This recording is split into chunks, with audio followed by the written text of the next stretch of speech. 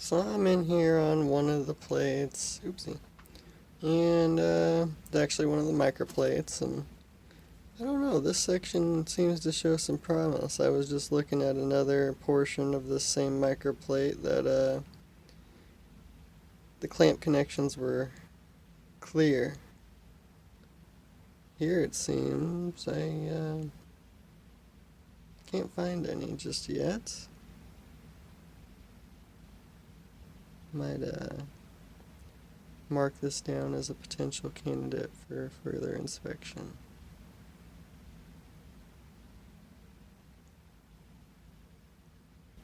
You can kind of roll the focus dial in and out to look at different parts of the mycelium, the hyphae, looking for clamp connections. There in the center of the screen, it almost looks like one. Right between that V-like formation there in the center. I'm not sure.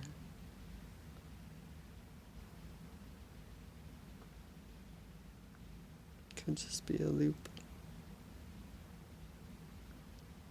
Okay, well I'm gonna mark this one down.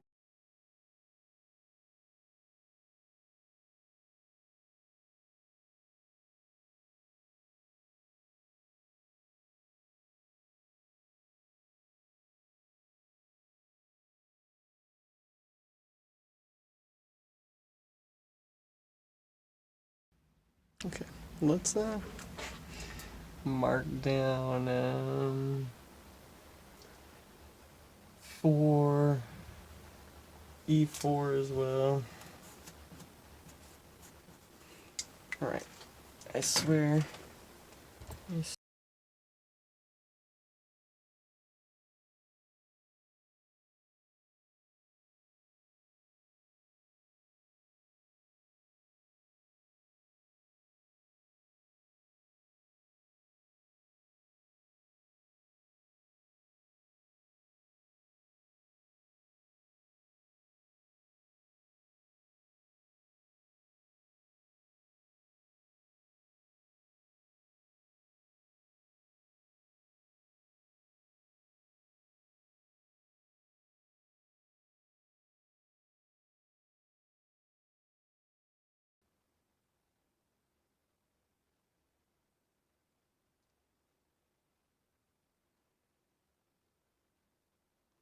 I have to take off my little arm bar on the microscope so I can fit these microplates and the petri dishes in.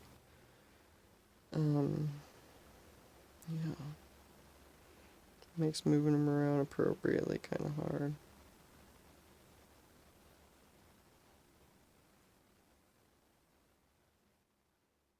There's those two spores again.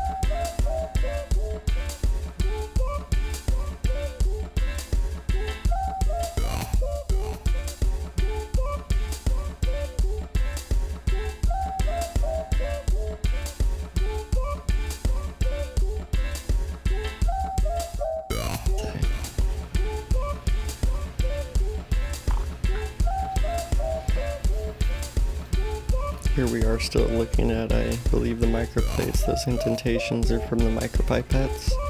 The microplates made it really hard to see when the droplet was touching the surface of the agar. So I almost ensured that it happened by touching the tip of the pipette to the surface of the agar, which left the indentation.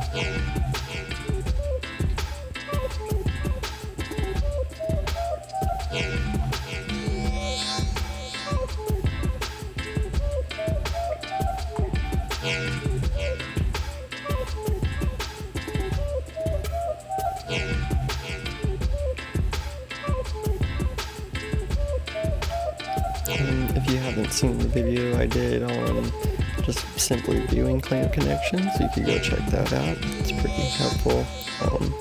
They aren't as difficult as you might think to spot.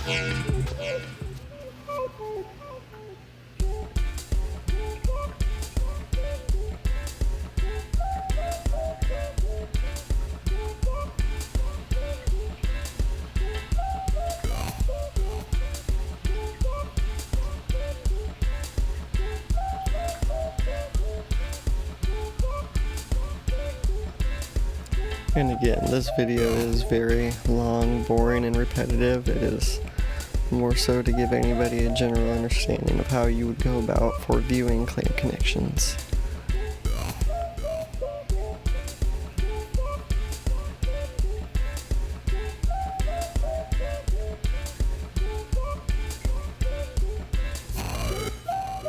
These videos are sped up quite a bit.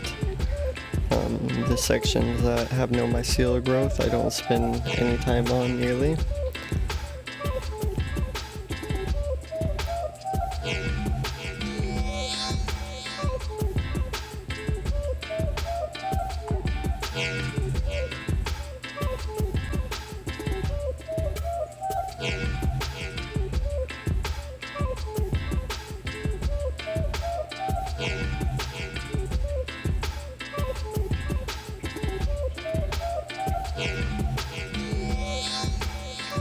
A lot of these samples did show promise, however, I was under the impression that what I was seeing at some of these viewings was what I assumed at the time was a severe contamination of trichoderma.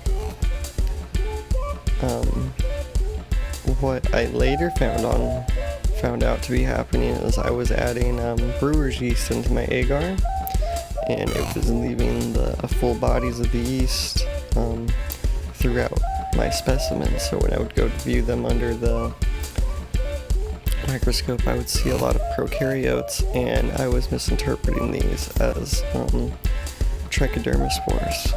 So there are some specimens that I steered away from, although I wish I would have known that sooner. You can't win them all.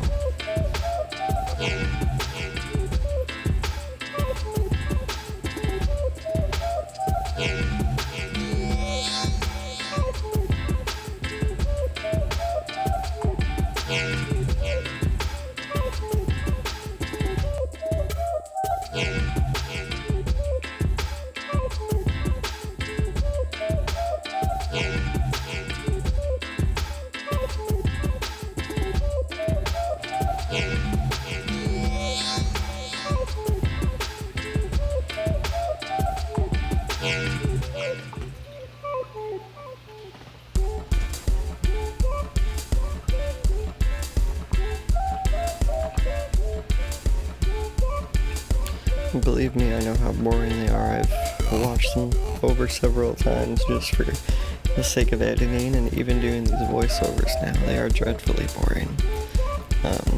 But I figured it'd be some content that I hadn't seen previously on YouTube, and I think it would have been helpful when I first started doing stuff like this. Even just seeing mycelium under a microscope is, in a non-picture format, kind of just, it can help you visualize what your practice is.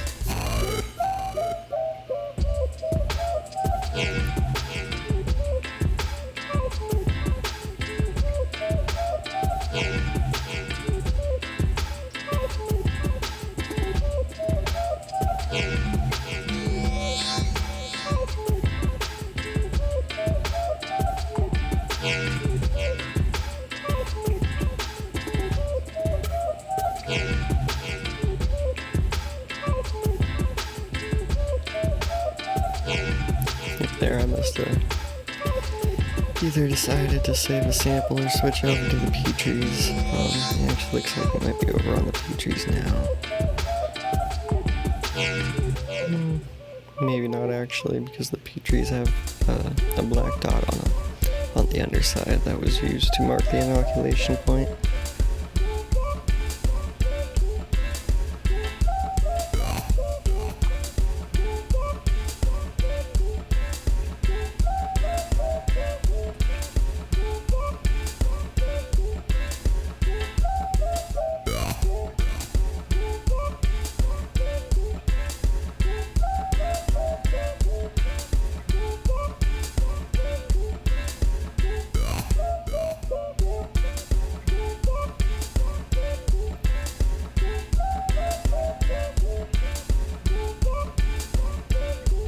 Getting very close on the specimen now.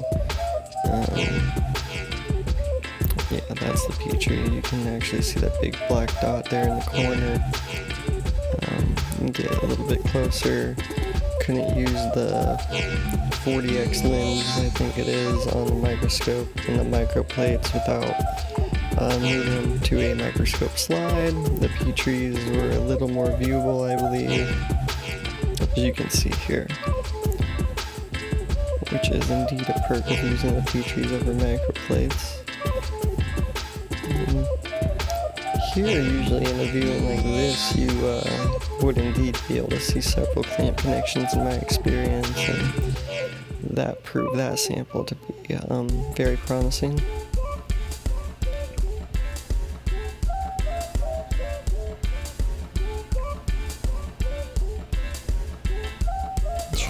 Transferred that and labeled it. I think here is actually where I began to recognize some of those prokaryotes being observed. Not exactly here, but here shortly maybe, as I'm going around the edges.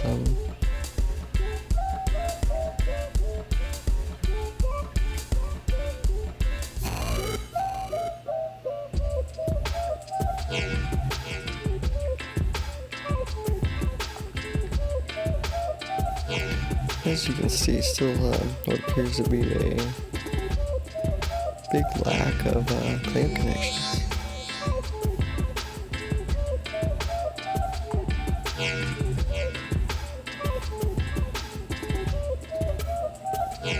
These here are those prokaryotes I was talking about. Stuff that deterred me from quite a few original specimen preservations, which were multiple potential monokaryotes. But you live and you learn. Don't use yeast for projects you plan on viewing under a microscope. Or use a yeast extract.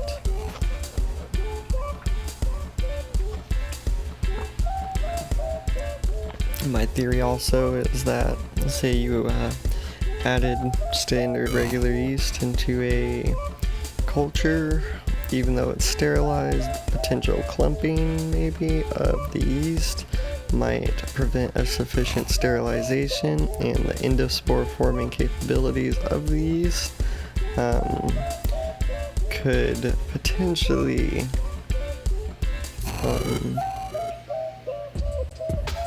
make them survive even just a slight bit in the cycle, primarily again because of clumping of the powder, which could lead to a dryness that would make it inappropriately sterilized potentially, and those endospore forming capabilities and how fast yeast can grow and spread just seems problematic indeed.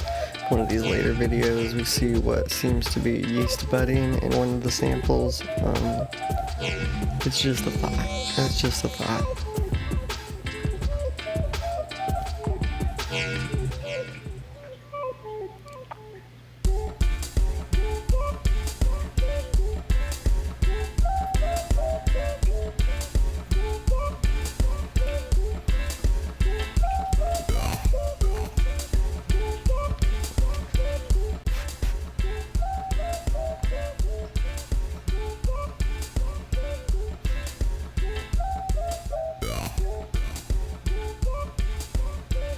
And I originally planned on having a view of me over the microscope, kind of just demonstrating my procedures with my hands in front of the flow hoods while using the microscope. This was one of the first very long videos I recorded, and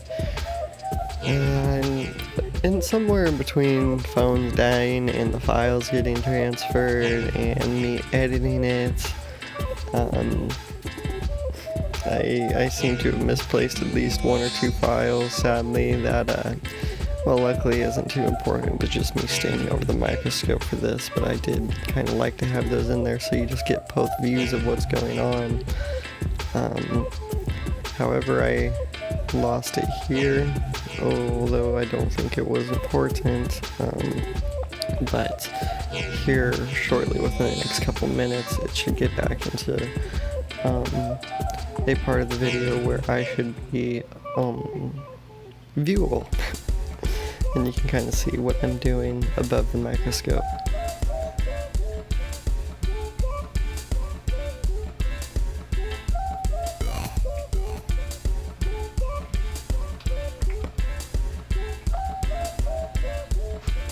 It's been quite a process to just learn this editing program and learn how to use a camera with a microscope. And I mean, I am no professional microbiologist, obviously. I don't have a lot of experience with a microscope. I've taught myself how to do everything I do, especially with the microscope, so I claim nothing of expertise. And it has just been one huge learning curve for the last couple months trying to get this little series started. And I must say, these videos specifically looking for clamp connections over this Monokaryotic isolation project has took the most effort in terms of editing and just recording. So I appreciate your patience all around.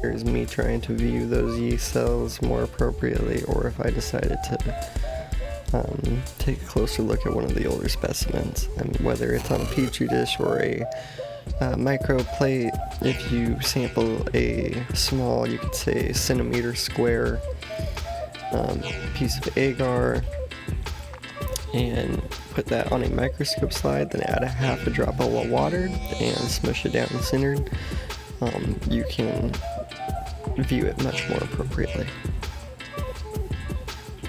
And again, I apologize for all these little downtime spots. I really tried to edit it up as much as possible.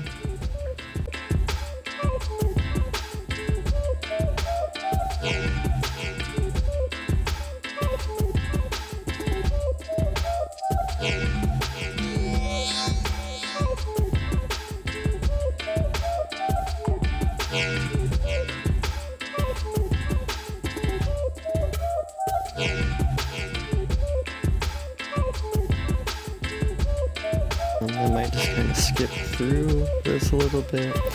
Personally, it's pretty repetitive. I don't think that anything in particular is going to be super striking throughout this video that wasn't maybe already presented. Maybe just skip through it a little bit or watch the whole thing.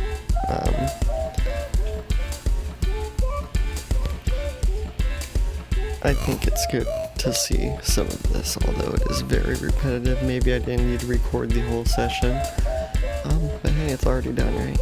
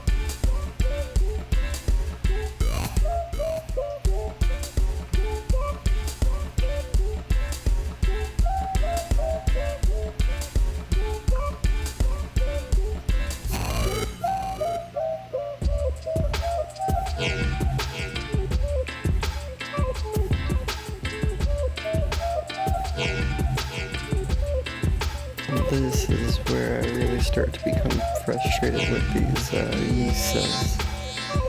I'm realizing what I have done at this point, and at this point I actually haven't realized that it's yeast, and I am just utterly confused.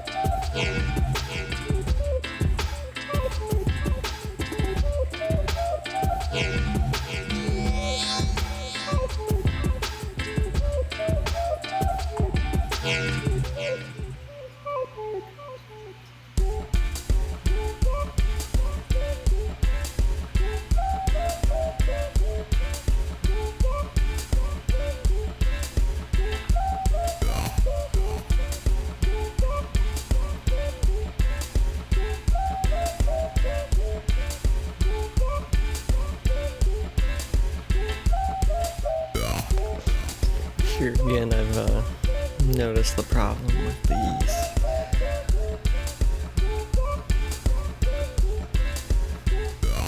I'm getting some more plates out to make transfers for candidates.